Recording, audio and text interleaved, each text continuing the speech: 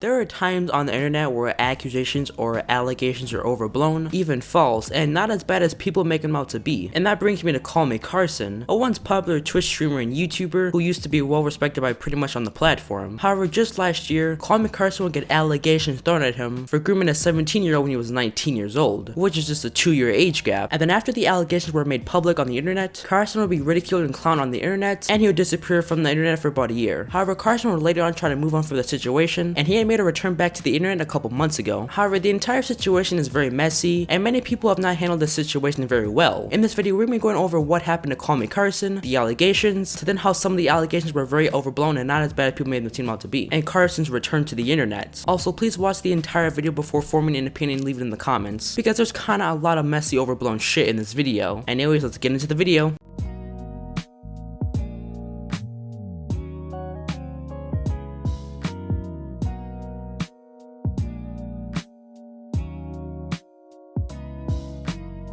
Carson would make his YouTube channel in May of 2012. Before posting on his main channel, he would make Minecraft videos on a channel called GamerCrafts157. The videos were nothing special, just your average 12-year-old making Minecraft Let's Play videos. I don't know. I'm gonna look for another cave. And then later down the road, Carson would then start live streaming himself playing Minecraft on Twitch and YouTube. Carson loved to tell funny jokes and show off his comedic personality in his streams. Later on in March of 2019, Carson would then start up a Minecraft server called SMP Live. SMP Live was a server where a bunch of other content creators would all live stream themselves playing Minecraft together, which worked out really good for CallMeCarson, because these collaborations with different content creators all allowed to grow each other's channel, and then this would allow Carson to start pulling in millions and millions of views on his YouTube channel. His most popular video sits at 19 million views on a Discord spelling bee video. Many people found Carson's videos very unique. They found him incredibly hilarious and funny. And in November of 2019, Carson would then be featured in an episode called Lover Host. Basically, Lover Host is a Twitch dating show where a bunch of people would compete for a popular content creator on the show. And one of Carson's Lover Host episodes, he had won a dumb bimbo. I mean a cute blonde girl called Canarino. What's pretty funny here is that the Lover Host episodes would never really be taken that seriously. However, Carson and Canarino would both fall in love with each other and would begin dating. Then January of 2020, one of CallMeCarson's friends, Fitz, had appeared on the Lover Host video. In the video, Canarino had actually won Fitz, but she decided to choose Host, which means she wasn't interested in Fitz, because she was dating Carson at the time, and I claimed she was very loyal to him. However, this statement by her would age like milk, because she would be exposed for cheating on Carson with 3 dudes, even including Carson's friend, Fitz. This was a pretty big shock for everyone, and Carson would then take to Twitter by saying that he would be taking a break from all this. I'm taking a break indefinitely. This has been a difficult decision, but after seeing some of the recent personal events on my own mental health, I decided I need to take a moment to step away, going to focus on myself and make myself a better person. Thank you all for your support. Almost everyone, including myself, all felt bad for Carson, because, well, even his own friend was one of the 3 guys that Catarina had cheated on. And then on the 14th of April 2020, Catarina would then post an apology video saying that she was very confused in the situation and was suffering from depersonalization. Her apology video would get bombarded with dislikes, many people calling out for trying to use depression for an excuse, when you really can't use any excuses in this situation. You have to take the full blame, because you're dating someone and date more people behind the person's back without telling them, so that's pretty much your fault, period. However, things would take a whole 180 when a drama alert video would come on the 4th of January 2021, where a Keemstar would interview 2 of Carson's friends and members of the Lunch Club. The Lunch Club was a group of 7 Minecraft YouTubers, but it broke apart due to COVID-19. In the video, Noah Hugbox, who was one of Carson's friends, had told Keemstar that they actually broke apart because it was revealed that Carson was sexting underage girls. One day in March, he called me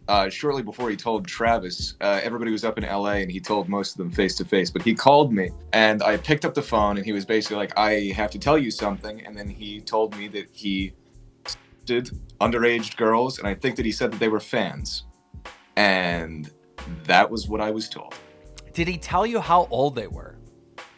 At the time, no. However, what's strange about this interview is that Carson's 2 friends didn't even know the girl's age, which is pretty hard evidence that needs to be corrected if you're trying to accuse someone of this. Also in the interview, Carson's 2 friends would say that he was trying to work himself but never did. I feel like nowadays people have trouble letting both sides of the stories come out. For example, trying to accuse someone of allegations without knowing the girl's age. However, there would then be a bit of explanation to this. On the same day of the drama alert interview, one of Carson's supposedly victims would come out to Twitter. She would accuse Carson of grooming her and would use the word pedophile. Now, I want to mention, I feel like the word grooming gets overused a ton. Some people throw out that word when it doesn't even make any sense. The definition of grooming a child is when the person has an emotional connection with the kid, trust, so they can manipulate, exploit them, and abuse them. Now, the victim was 17, and Carson was 19 years old at the time, which is just a 2-year age gap. It's not like EDP when he was 30 years old and got caught in 4K literally trying to meet up with a 13-year-old. Now, it's possible that Carson tried to get nudes or something from the girl, but there's really no evidence that he groomed the girl. When Carson was texting the 17-year-old, he did ask when the girl was gonna turn 18, and Carson did actually acknowledge that it was bad sexting her, but not saying a few of the messages are a bit weird. Carson's first victim would also say that he had allegedly got nudes from her, which isn't really the best idea because it's technically a bit illegal, but this isn't really hard evidence that Carson is a pedophile because again, it's only a 2-year age gap. They're both still teenagers, and the lowest age of consent in America is 16 years old. Not saying they should go out and fuck a 16-year-old because, well, you shouldn't. However, there would be a second victim that would also come onto Twitter, where the victim would say that she was 17 years old and Carson was 20 at the time. I also do apologize for it being a bit blurry. I have no idea why it's blurry. After these allegations were made public, former people of the Lunch Club would come forward to Twitter. One of them was CallMeCarson. Recently, 2 former members of the Lunch Club members publicly alleged that Carson had been engaged in illegal activity with minors. To be clear, targeting a minor for grooming, sexting, and inappropriate or unwanted sexual advances is illegal, and particularly is disgusting if the person is doing as a YouTuber was taking advantage of their fame to exploit young fans. My heart goes out to all of the victims. I'm sorry that you went through that, and encourage you to tell someone and get the help that you need. In an early 2020 phone call, Carson told all the Lunch Club members and our manager that he had engaged in nudes with an unharmed girl that he believed was 17. Because I suspect a crime had been committed, I immediately reported this information to the federal law enforcement, cut all ties with Carson, and withdrew completely from the Lunch Club. Although the Lunch Club manager asked for a final drop or a goodbye video, I refused these because I no longer want to be associated with CallMeCarson or the Lunch Club. Now what's funny here is in the initial drama alert video of Carson's friend saying that Carson was sexting a 17-year-old, Noah Hugbox had said that Carson had told him about him sexting minors in early 2020. And if we were to go on what Noah Hugbox said, we can see here that CallMeCarson didn't stop associating with CallMeCarson. His last interaction with Carson was on June of 2020, and CallMeCarson would even be featured in a Carson video of August of 2020, which is quite strange, since this is the same person that called the fucking cops on Carson because he suspected a crime. There would then be a video on Twitter by Joe Cole of CallMeCarson admitting to the allegations. I'm not into kids, but I did trade nudes with people under the age of 18, which is very bad. I was 19.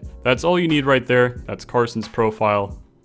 There you go. There's all the stuff for that. However, my problem with Joe Cole is this tweet. Fuck anybody defending this sort of shitty predatory behavior by Carson or any other online content creator. From an outsider's perspective who doesn't even know what the situation is, might see this tweet and think, oh, this man must be like 40 or 30 talking to little kids. But no, he's a 19-year-old who was talking to a 17-year-old at the time. Although you can still say Carson was still in the wrong for asking for news from the 17-year-old, but besides that, people are blowing the situation 10 times out of proportion. Literally, the closest thing that you can say that's bad on Carson is sexting the 17-year-old and asking for nudes. But again, it's not like R. Kelly, Lion Maker, or EDP, because those are real predators. Carson was still a teenager, and you could say that Carson was just being young and dumb at the time. Even people like Charlie, aka Critical, would say that the situation is not even that bad. When I read 2 tweets last night after being bugged about it for like 3 hours, all I said was 19 and 17 is not pedophilia, and then all of a sudden on Twitter today I'm getting accused of defending child porn and grooming, so it's kind of a landmine that I don't want to jump on again. But I will say it again for the people in the back. 19 and 17-year-olds dating is not pedophilia. That's not defending anything else. That's just me saying it's just not pedophilia. More of Carson's friends like Jay Schlatt would address the situation. Jay Schlatt had said that Carson would stop sending inappropriate pics to minors and would get help, but never did. But a few weeks ago, I started having some conversations with some of Carson's closest friends, including his former roommates. And in my discussions with them, I heard some things that suggested that Carson wasn't improving in the areas that he should have been. And he was showing signs of continuing some of his inappropriate behavior. And apparently this was happening while I was spending all this time trying to help him. And while he was saying that he was working on himself and that he was changing and that he hates the person he used to be. As all this came out against Carson, almost everyone had turned on him. Carson would then pretty much vanish from the internet for a while. He stopped streaming on Twitch, stopped making YouTube videos. He then began deleting some of his tweets and pretty much just went silent for a while. Pretty much what led up to Carson leaving the internet was people trying to pin him to make it look as bad as possible, because some of the shit that was thrown at Carson could really jeopardize someone's career. Then later on in August of 2021, Carson would then appear in Mizkit's stream. This was pretty much the first time that Carson had came up from his hidey hole. I didn't even know you were coming here. I'm just like, you know what? I'm just gonna play jump ticket. Maya literally told you. Yeah, 5 in the morning. She's like, yo, by the way, he's coming over. I'm like, that's fine with me. This does kind of fit me, actually. I think you look good.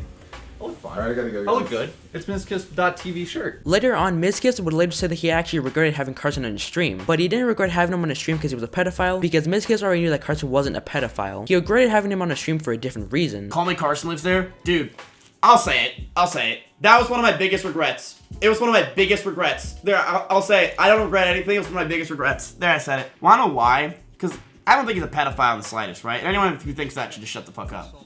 Why I regret it is because afterwards I learned things that I didn't know beforehand. And because I don't follow YouTube people. I don't give a fuck about YouTube people. I don't give a shit about it at all, right? And some friends of mine who know the situation, actually know the situation, talked to me about it and were like, dude, this is the real reason why we're like upset or whatever. And I didn't know that. I felt really bad afterwards. I'm like, fuck, I feel like a piece of shit now. Then for all this, on the 25th of August 2021, Carson would then return to YouTube making a video called Moving Forward. He said that he wasn't looking for sympathy or forgiveness. I've learned a lot this past year. I'm not seeking forgiveness, nor am I looking to make excuses. I'm sure some of you are expecting some long drawn out video explaining my truth of the situation.